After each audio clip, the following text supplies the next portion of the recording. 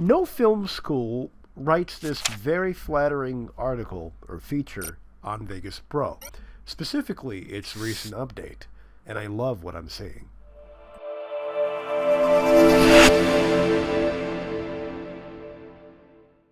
Looking back, the debut of the color gray panel in Vegas Pro 17 was probably the most attractive feature that Madison team has ever built. Today, even the look and feel of it seems to have come a long way.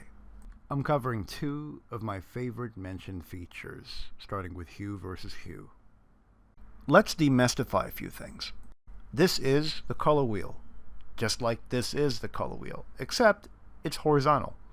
So if I end up selecting this, right, it's positioned here and here, because this is where both of these ends more or less go around the same range.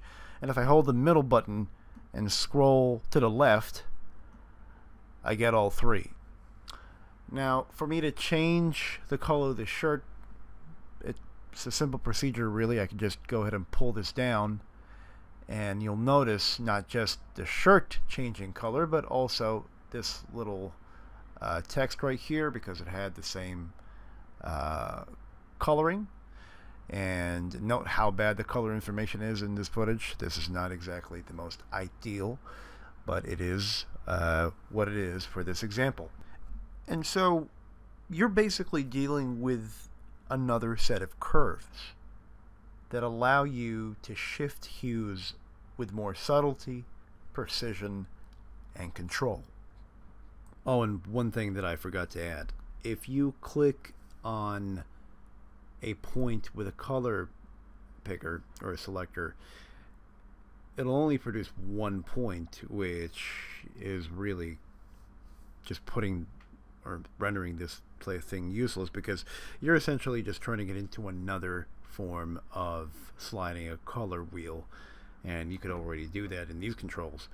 What you want to do is either plot manually around the place that you've selected, or you can just click and drag, and that'll give you a selection just fine.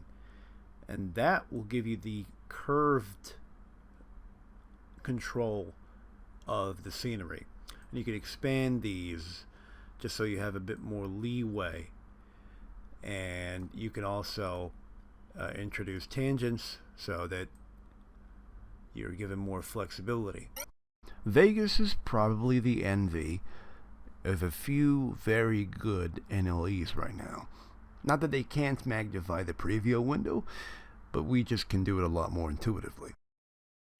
Hold the wheel button and move it around if you want to pan, push it up or down if you want to zoom in or out, or double click to reset.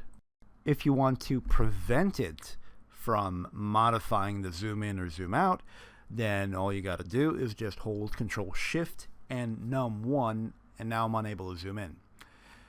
This gives us a lot of control.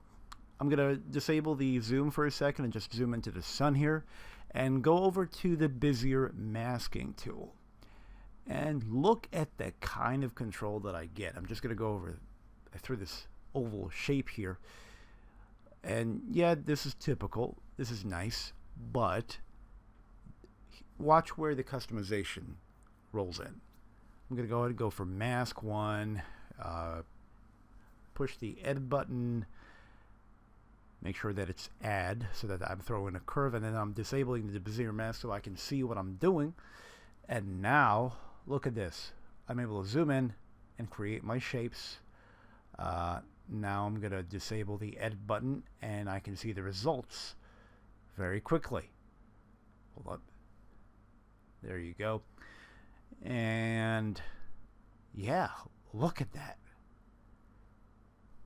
No more event pan crop masking. Here I'm going to throw in another mask just to play around with this. Am I the only one here screaming finally? Our masking workflow just got better.